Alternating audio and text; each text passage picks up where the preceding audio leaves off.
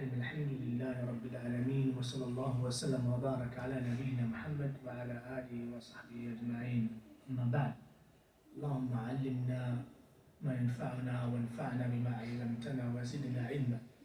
Inshallah, we will continue with the commentary on the Juz by Juz, and inshallah today we will enter in the fifth Juz of the Qur'an.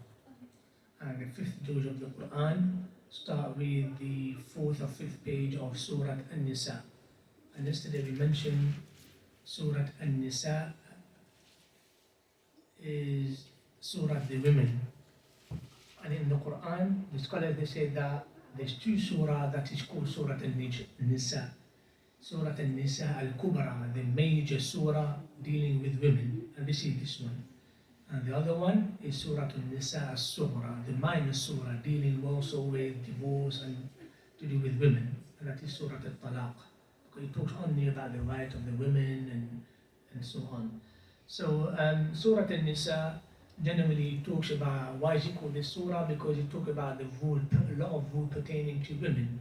Why? Because in the society we know that, especially in the society where the strong one eat the weak one, the strong one oppress the weak one, and it was known in the time of the Arab, and up to our day to be honest. I mean, even in this Western society, we think that we're giving women, their right and everything, but we are oppressing them by not giving their right as Allah Azza wa Jal wanted them to have.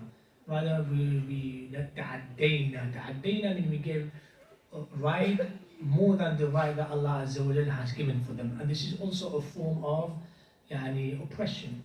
Oppression means to take away their rights and also to give them right in which Allah has never given them. Oppression is of two forms.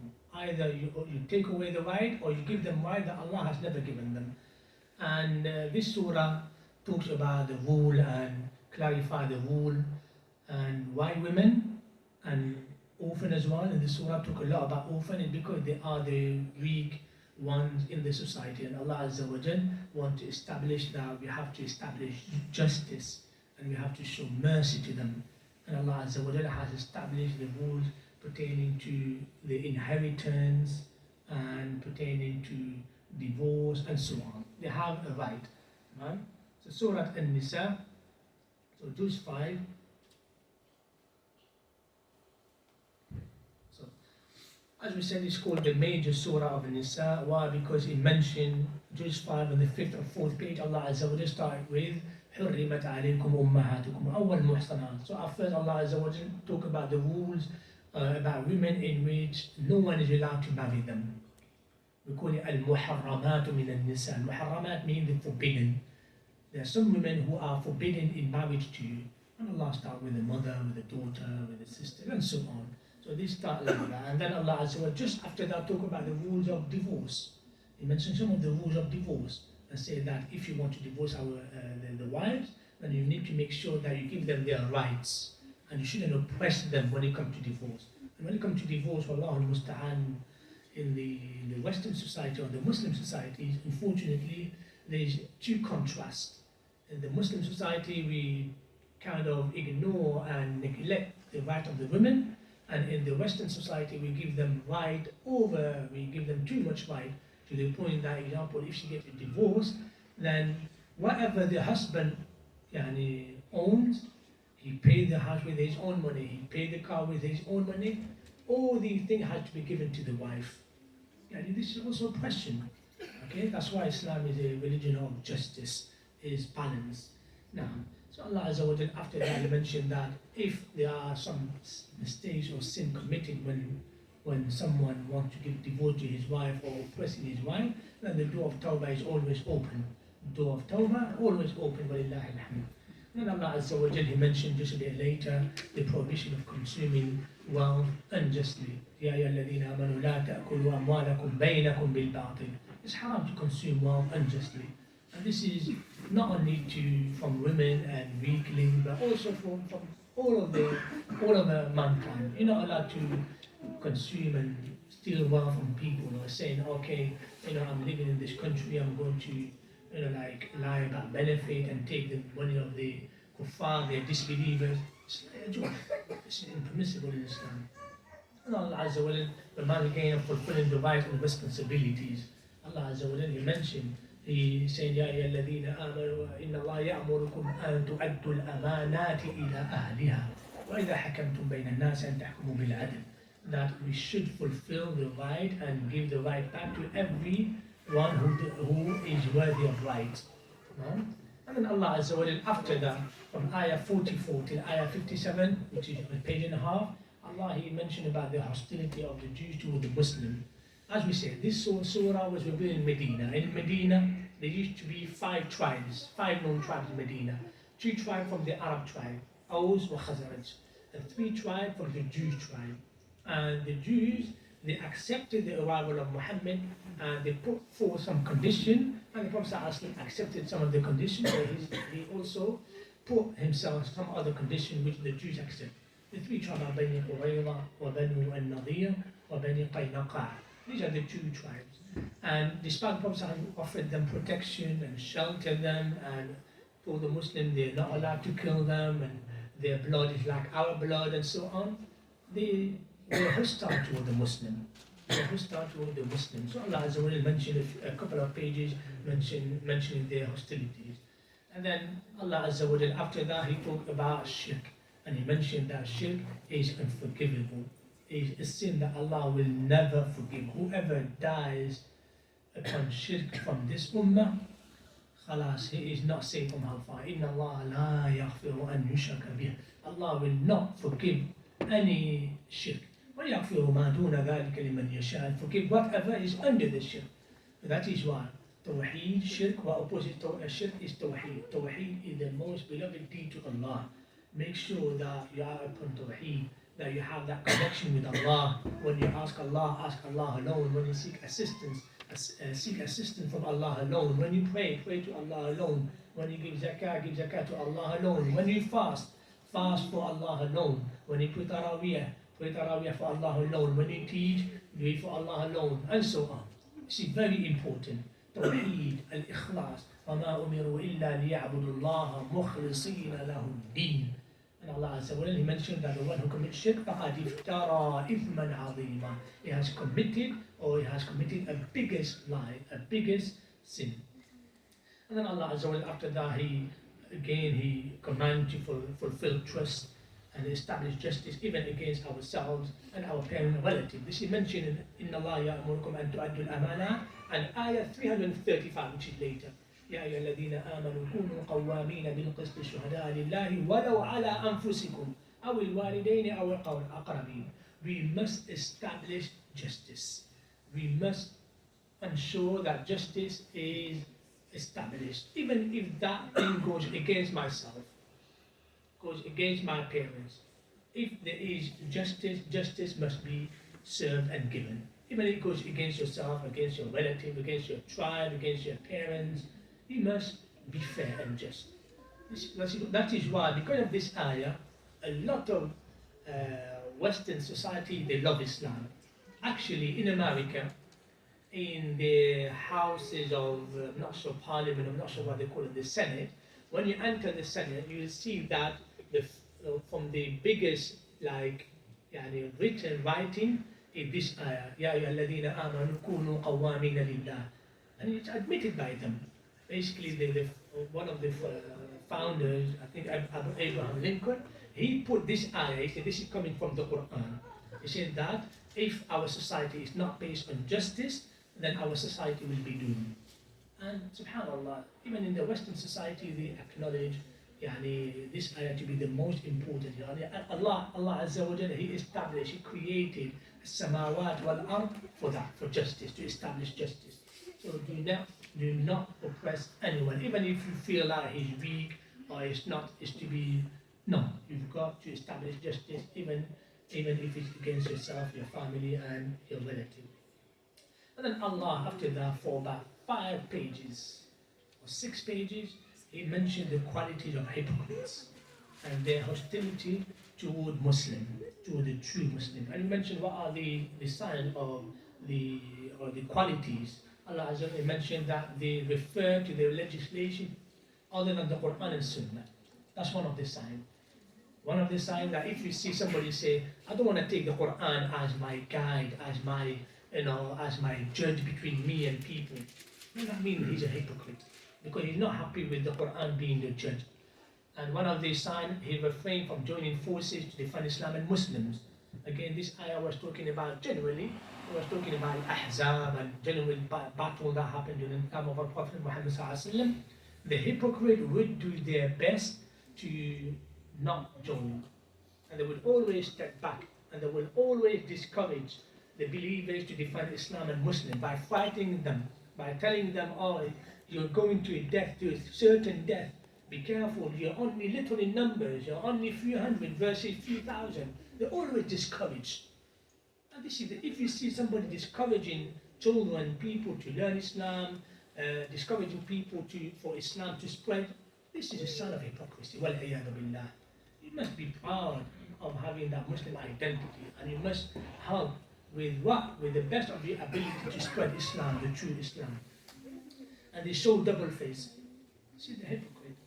Allah Azza wa Jalla says that الذين يتربصون بكم فإن كان لكم Allah Azza wa Jalla says in the Qur'an, it says يا الذين آمنوا خذوا حذركم فانفروا ثبات أو انفروا جميعا وإن منكم لمن لا يبطئن فإن أصابتكم مصيبة قالوا قد أنعم الله علي إن لم أكن معهم شهيدا وإن لم and so on. They always show double faces.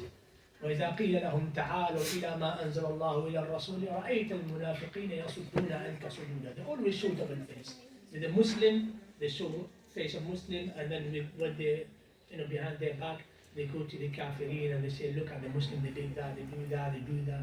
This is what they do. This is the مذبذبين بين ذلك لا إله هؤلاء ولا إله هؤلاء. They sway, they go here and here. This is the sign of hypocrisy.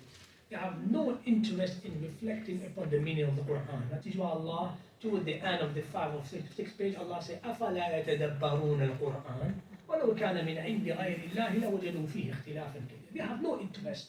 They don't care about explaining Qur'an or understanding the Qur'an. What they care about is about their own interest. That is why if you see somebody not neglecting, not caring about reading and studying the Qur'an, this is a sign of hypocrisy. We're not saying those who don't understand because there is no way to understand. We're not talking about that. We're talking about somebody who gives no care and no interest in learning the meaning of the Qur'an. And because the Qur'an is a guide, إِنَّ هَذَا الْقُرْآنَ يَهْدِي لِلَّتِي هِيَ أَقْوَمُ. This Qur'an guides to the best of the affairs. So it must be your guide, your spiritual guide, your financial guide, your social guide. This Qur'an, this is the book of Allah subhanahu wa ta'ala. لا يأتيه الباطل من بين يديه ولا من خلفه. No falsehood has inflicted the Qur'an. The Qur'an is the book of Allah, the word of Allah subhanahu wa ta'ala. And after that, Allah Azza wa Jalla mentioned the virtues and merit of fighting for in the way of Allah Azza wa Jalla.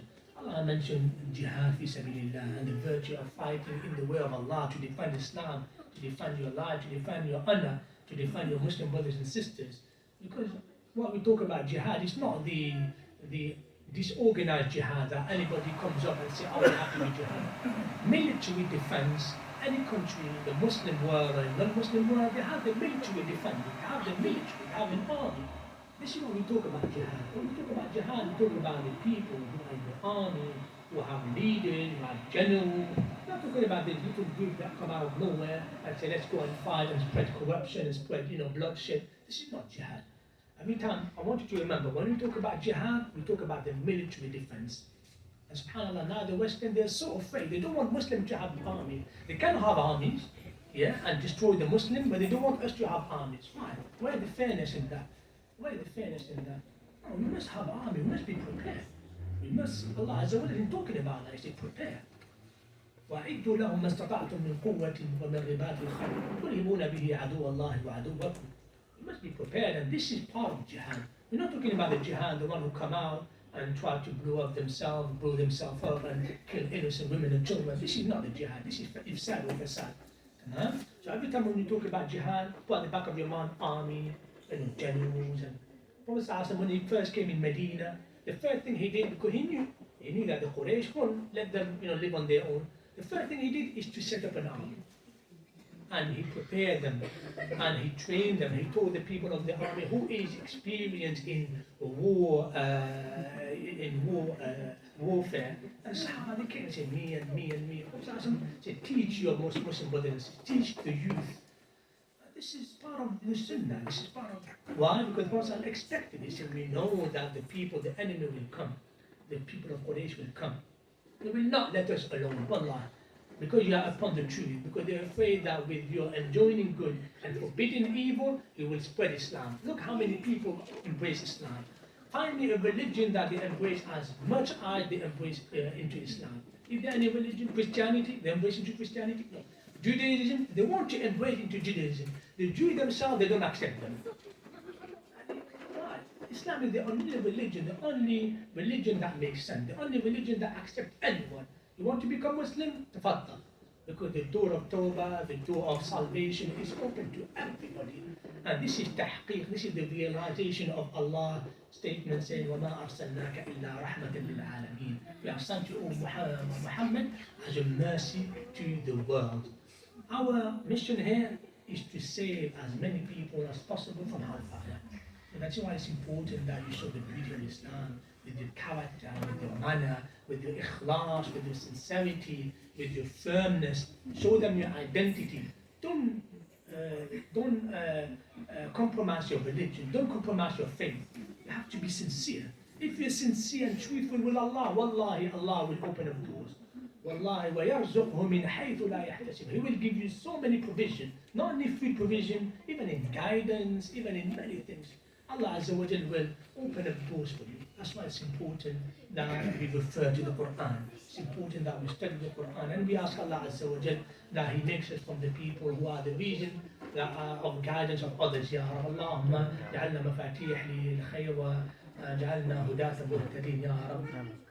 And after that, Allah mentioned the virtues and benefit of hijrah as a result of tawakkul. So why did He mention hijrah? Hijrah is to migrate from a land of oppression to a land of Islam. Why? If there's no way we can defend ourselves, you can't set up an army, there's no way. So why do you stay in the land where you will still be oppressed? No. And Allah Azza wa Jalla, He mentioned the benefit. Whoever migrate for the sake of Allah, وَمَنْ يُهَاجِرْ فِي سَبِيلِ اللَّهِ يَجِدْ فِي الْأَرْضِ مُرَاغَمًا كَثِيرًا وَسَعًا. We'll find a lot of adventures and provision on earth. How many people they left the oppressed land to non-oppressed land to practice their religion? Allah Azza wa Jalla opened doors for them. So it's important that if you're in a land where you've been oppressed, they're allowed to give. Allah Azza wa Jalla allow them to migrate. And then Allah Azza wa Jalla remind again that Allah Azza wa Jalla, He legislated Salatul Khawf. We call it the prayer at times of fear or danger. And Salatul Khawf is something that's established and Ajma' al-ulama, the consensus among the scholars that it is a salah that can be prayed at time of fear, when at time of war. When you're in the middle of the battle, you don't want to miss any prayers. Prophet ﷺ, he missed only prayer. He missed alayhi salatu wasalam in his 23 years or in his 13 years of salah. The salah was established in year 10 until he died. Until the prophethood, until he died, only 13 years. In his 13 years of his life where he prayed Sallallahu Alaihi Wasallam, he only delayed one salah, Salat al-Asr, in Battle of Ahzab. And he was so angry, he cursed the kuffar. He said, may Allah curse them. He cursed them over a dozen of times, over a few times he cursed them. May Allah send them only because he missed the Salat al-Asr, he didn't pray on time. Even at time of fear, war, in battle, you should pray your salah on time. So imagine if Allah Azza wa Jalla commands us to pray salah on time at times of fear and war. What about if you're at time of ease and peaceful? That's why it's important, my brother and sister. As-salat, as-salat, as-salat, wa ma malakat aymanukum. You've got to establish your prayers on time. Wallahi, your salah is your life. Your salah is your provision. Your salah is your salvation. Without a salah, you are nothing in Islam. Without a salah, Allah Azza wa Jalla will not regard you. Allah will not even care about you if you don't care about salah. Because salah means connecting with Allah. If you neglect it, it means you neglect connection with Allah. You don't care about Allah. If you don't care about Allah, Well, how would you expect Allah to care about you? That is why it's important. You want Allah Azza wa Jalla to look after you, to show care for you, then you've got to show care for Allah. That is why Ibn Qayyim rahimahullah said, somebody, if you want to know his love and respect for Allah, let him see the status of his salah. Let him look, ask him, what's the status of the salah to you? If he says, salah for me is my life. Without salah, my life is nothing. Then therefore, that means he has respect for Allah. So the more you show respect for the salah, that means you show respect for Allah. May Allah make us from the people who are, who establish the salah on time, Ya Rab. And then later Allah Azza wa Jalla encourages the believers to seek forgiveness after sinning. Allah Azza wa Jalla opens up doors, even for the mushrikeen, for the hypocrites, He opened doors. Allah Azza wa Jalla says in the Qur'an, Allah Azza wa Jalla, the ayah, وَمَنْ يَظْلِمْ نَفْسَهُ وَمَنْ يَعْمَلْ سُوءًا أَوْ يَظْلِمْ نَفْسَهُ ثُمَّ يَسْتَغْفِرِ اللَّهَ يَجِدِ اللَّهَ غَفُورًا رَحِيمًا. Whoever commits sin or he has transgressed himself, and then he seeks forgiveness from Allah, and he will find Allah being forgiving and merciful, subhanahu wa ta'ala. So in this time of the year, Ramadan, seek forgiveness from Allah. Seek forgiveness. Our Prophet Muhammad sallallahu alaihi wasallam, hadith al-Aghar ibn Yasar al-Aslami, أيها الناس استغفروا ربكم وتوبوا إليه. Seek forgiveness from your Lord and repent to Allah. فإني أستغفر الله وأتوب إليه أكثر من 100 مرة. For I seek forgiveness from Allah and I repent to Allah more than 100 times a day. This was our Prophet Muhammad sallallahu alaihi wasallam. Seek forgiveness from Allah, especially in this month. May Allah Azza wa Jalla accept our repentance and help us, seek forgiveness every day. Now Allah warned the believer from opposing the Prophet sallallahu alaihi wasallam and the way of the believers. وَمَنْ يُشَاقِقَ الرَّسُولَ مِنْ بَعْدِ مَا تَبَيَّنَ لَهُ الْهُدَى وَيَتَّبِعْ غَيْرَ سَبِيلِ الْمُؤْمِنِينَ. Mean this ayah is a clear ayah that you're not allowed to oppose the ijma' of the Muslimin. If the Muslim will all agree on something like the 5 prayers, you're not allowed to oppose them. You're not allowed to go on your own way. This is opposing the way of the believers. And by opposing the way of the believers, by extent, is to oppose Rasulullah sallallahu alaihi wasallam. Don't oppose Rasulullah. Rasulullah sallallahu alaihi wasallam, he commands us something, say سمعنا وأطعنا. إنما كان قول المؤمنين إذا دعوا إلى الله ورسوله ليحكم بينهم أن يقولوا سمعنا وأطعنا. We heard, O Messenger of Allah, and we obey, O Messenger of Allah. This is the true believer. So when you hear a command from the Prophet Muhammad about obey your parents, about be kind to your neighbors, be kind to your wife, obey your husband, about this and that, you've got to obey the Prophet Muhammad sallallahu alaihi wasallam. وَإِن تُطِيعُوهُ تَهْتَدُوا. And if you obey the Prophet Muhammad sallallahu alaihi wasallam, you will be guided. It's very important. Wallahi, guidance is through the Qur'an and through the command of our Prophet Muhammad sallallahu alaihi wasallam. And then again, Allah, He reaffirms the danger of shirk. إِنَّ اللَّهَ لَا يَغْفِرُ أَن يُشْرَكَ بِهِ وَيَغْفِرُ مَا دُونَ ذَلِكَ لِمَنْ يَشَاءُ. الشirk, أيها المسلم. Many brothers, they have this misconception of shirk. They think shirk is just to have a statue at home and you pray and you pray before the statue. That's not it. This is shirk, but that's not it. If you are at home, you have no statue, but instead of saying, "Oh Allah," you say, "Oh Abdul Qadir," "Oh Rasulullah," you committed shirk. What would you ask Abdul Qadir? What would you ask Shaykh? What would you ask Rasulullah sallallahu alaihi wasallam? Did the Prophet sallallahu alaihi wasallam teach the Sahaba that if they want to ask Allah, ask Him? Did they teach that? They never taught Sahaba that way. That is why in the ayah, in the middle of the ayahs of the Siyam, of fasting, وَإِذَا سَأَلَكَ عِبَادِي عَنِّي فَإِنِّي قَرِيبٌ. And when my slave will ask you, "Oh Muhammad," about me, فَإِنِّي قَرِيبٌ, I'm here. But in many ayahs, when they say, وَيَسْأَلُونَكَ, they will ask you. They will ask you about wine. They will ask you about Mansi. They will ask you about new moon. They will ask you about the hour. They will ask you about this and this. They will ask you about this and this. There's always qul, tell them. Muhammad sallallahu alaihi wasallam is needed. He needs to teach the people. One ayah, they will ask you about me, about Allah. Allah never told him, tell them, فَإِنِّي قَرِيبٌ, I'm here. So if you have anything that you want to ask, you want to pray to Allah directly. Connect yourself with Allah directly. This is the true Tawheed. That is why shirk, my dear brothers and sisters, is far greater, meaning that one things. We always think that our shirk is statute. No, that's not it. You could commit shirk without you realize that. You have told Abu Bakr Siddiq, we say, Ya Rasulullah, teach me a dua. قل اللهم إني أسألك اللهم إني أعوذ بك أن أشرك بك شيئا أعلمه. اللهم إني أعوذ بك أن أشرك بك شيئا أعلمه وأستغفرك لما لا أعلم. Oh Allah, I seek protection from you that I commit shirk while I know, and I seek forgiveness from you if I have committed shirk without I realize. So this ayah showed that, or this hadith showed that sometimes you commit shirk without you realize. So keep learning and know the importance of tawheed and the danger of shirk. Now, and then after that, Allah Azza wa Jalla, He mentioned that shaitan, he invites man to misguidance. He is the one who, because Allah Azza wa Jalla said, those who call beside Allah, in reality, they're not praying and calling a God. They're calling and praying to shaitan. They're calling shaitan.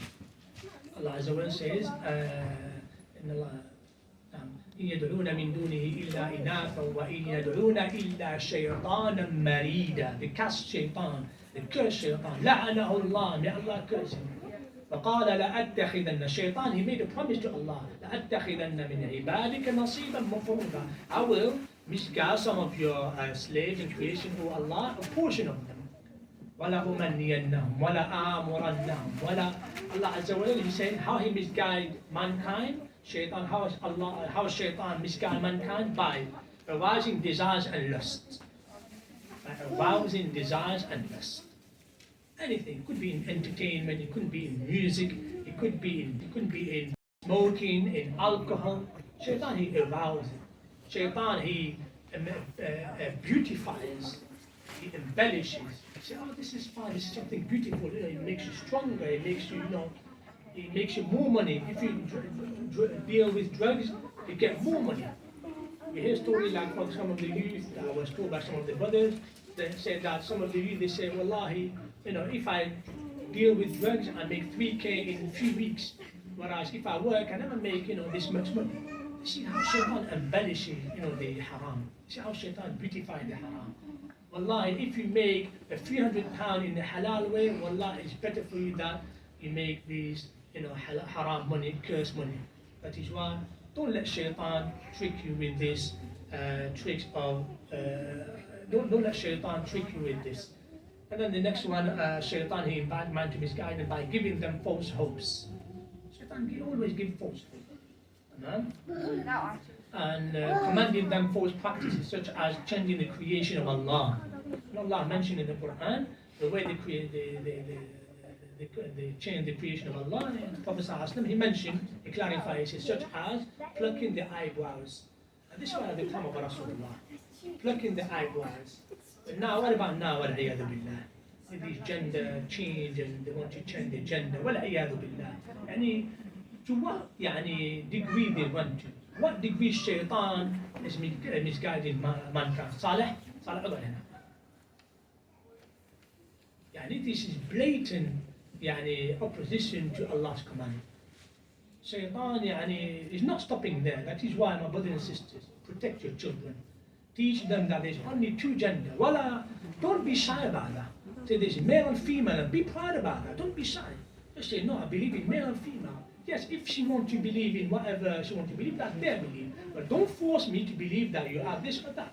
No, me, the way, like you want to believe you are a zay or you are whatever. No, that's your belief. I believe you are she. I believe you are he.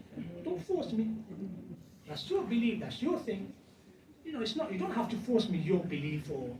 Man, be proud. You have to teach your children. There's only 2 genders, and there's Allah Azza wa Jalla. He created 2 genders. Man? So it's important that we teach our children so that they won't be misguided with this wal-iyadu billah, misguided from Allah, wal-iyadu billah. After that, toward the end of the surah or toward the end of the juz, he reminds the believers to be just and kind toward the weak and the oppressed again. Allah Azza wa Jalla, He emphasized, as we say, this surah An-Nisa, talk about Nisa, but Allah wanted to emphasize the importance of being kind and just toward the oppressed, toward the weak. Generally, because they are weak, they are being oppressed. The reason why they've been oppressed, because they're weak. Why the Prophet ﷺ was oppressed in Mecca? Because he was weak. If he was somebody of wealth and money, he wouldn't have done that. That makes sense.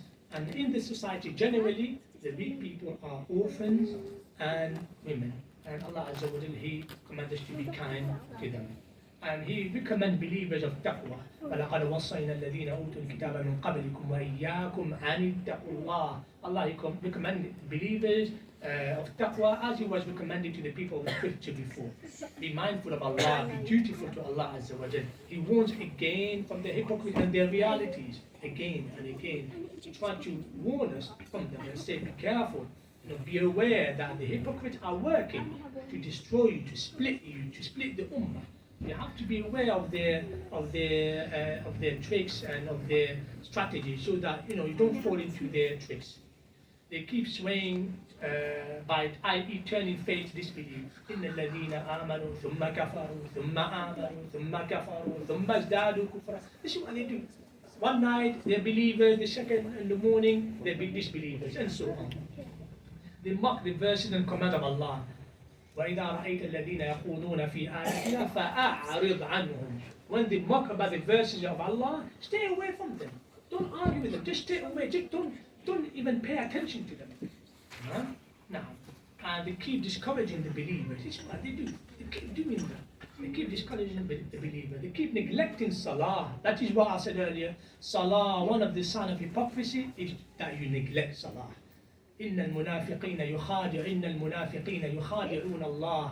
They believe, they thought to have plotted or to have tricking Allah Azza wa Jal. They thought that they would betray and trick Allah Azza wa Jal.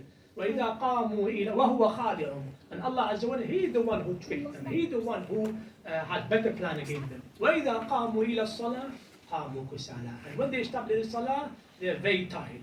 They are very neglectful. قاموا كسالى يراؤون الناس. They only do it. The only reason why they establish the salah, they just want to show off to people. يراؤون الناس ولا يذكرون الله إلا قليلا. And they only remember Allah a little. As a result, they will inhabit the lower level of the hellfire. إن المنافقين في الدرك أو الدرك الأسفل من النار ولن تجد لهم نصيرا.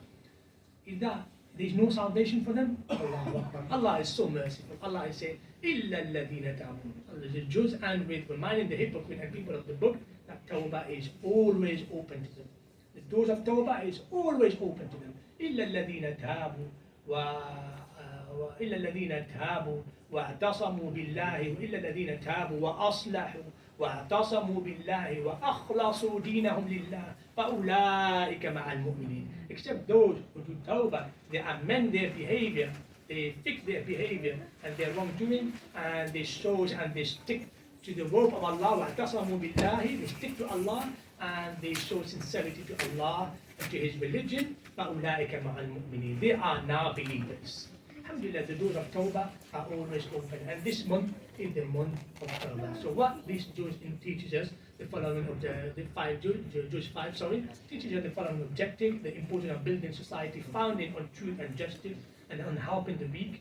Alhamdulillah, Islam is a religion that always try and look after the weak, and always try and establish upon the truth and justice. An obligation of referring to the most just and most merciful legislation, and that is the legislation of Allah. Refer, especially when it comes to spiritual,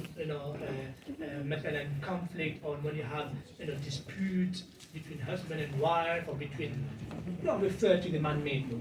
Refer to the law of Allah warning from the quality of the people of the book and hypocrites who do not carry the trust of the successful successors on earth. As we mentioned before, about we are the successors on earth, we are the inhabitants, we are the vicegerents on earth, like in Surah Al-Baqarah, and it carries on. Allah Azza wa Jalla, He describing those people, they do not carry the trust of the successful successors on earth. And importance of military defense to protect life and religion, this is to do with jihad. As Allah Azza wa Jalla, and وفقنا وإياكم لكل خير. اللهم إنا نسألك الهدى والتقى والعفاف والغنى وخير الدنيا والآخرة يا رب العالمين. اللهم تقبل توبتنا وامحو حوبتنا واغسل سخيمة قلوبنا. ربنا إنا عبيدك بني عبيدك بني إمائك نواصينا بيدك ماض فينا حكمك عدل فينا قضاؤك. اللهم إنا نسألك بكل اسم هو لك سميت به نفسك وأنزلته في كتابك وعلمته أحدا من خلقك أن تجعل القرآن الكريم ربيع قلوبنا وذهاب أهمامنا وجلاء أحزاننا ونور صدورنا. اللهم اجعل القرآن حجة لنا، واجعل القرآن شفيعا لنا، واجعل الصيام شفيعا لنا يا رب العالمين. ربنا اجعلنا ممن قام رمضان إيمانا واحتسابا وممن صام رمضان إيمانا واحتسابا. اللهم وفقنا لليلة القدر حتى نكون من المغفورين. اللهم اجعلنا من الشكارين، اللهم اجعلنا لك شكارين ولك ذكارين. اللهم علمنا من القرآن ما جهلنا وعلمنا من القرآن ما نسينا. اللهم ارزقنا تلاوته آناء الليل وأطراف النهار على الوجه الذي ترضاه عنا. وآخر دعوانا أن الحمد لله رب العالمين. Tomorrow inshallah we will continue at 7 p.m. inshallah, or 6:45. Let's make it 6:45 inshallah. Ram, 6:45? Yeah, 6:45 inshallah. Jazakumullah khair. Wassalamu alaikum wa rahmatullahi wa barakatuh.